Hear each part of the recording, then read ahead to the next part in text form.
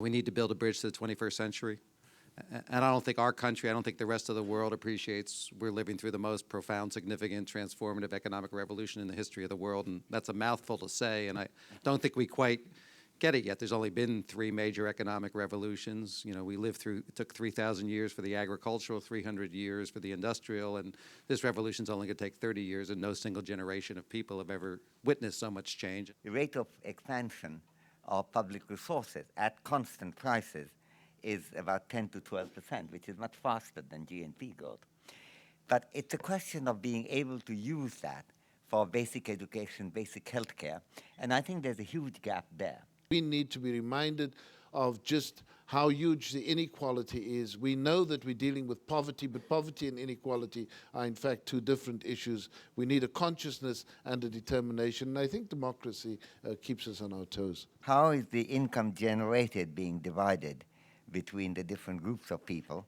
Because it's easy to have very high growth in parts of the economy, which make the overall numbers look good, whereas a lot of people could be left behind. And to some extent, that's happened in China and to some extent in India too. The big problem is this U-shape in income distribution. I mean, you're back at levels of the late 70s with the wealthy in society taking out so much more, leaving behind workers. And so that, I think, is a problem. Here's my point, and this is why I was so upset with what American, particularly multinational companies did. You know, there are 170 million workers in unions in China. They're not the kind of unions we know, but they are changing just like the society is changing. You know, there was no market economy, there was no independent government, things are changing.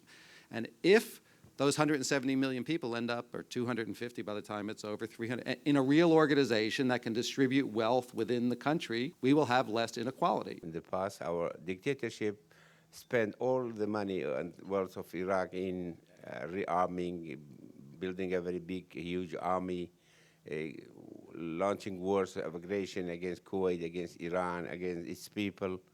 They left behind the mass graves with 100,000 of innocent Iraqis, and the economy was destroyed. The agriculture was destroyed. I think more and more we're seeing companies, not countries, make the rules of the global economy. And even when you hear all the conversations, it's sort of what can government do on a national level, and I think that's a problem. Of the 100 largest economic entities in the world, 53 are countries and 47 are companies. 80% of Americans now think their kids are going to do worse than they are, and that's not the America we want or need. But we need to appreciate this is not our fathers' and grandfathers' economy. We're as far today from the New Deal as the New Deal was from the Civil War, and this global economy requires different challenges. You know, governments must have complementary policies. Globalization on its own does not deliver change.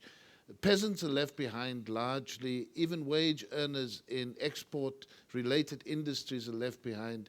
Governments must be able to drive changes with infrastructure, with access to finance, with improved quality of public services. All of these are exceedingly important to improving the quality of life measurably of people. That what the general public, like people here, have to bear in mind is to recognize, not to admire what's happening just on the basis of some inanimate object expansion like GNP growth, but to really look at what the figures are about literacy, basic health care, infant mortality, child mortality, gender inequality, and see how things are going.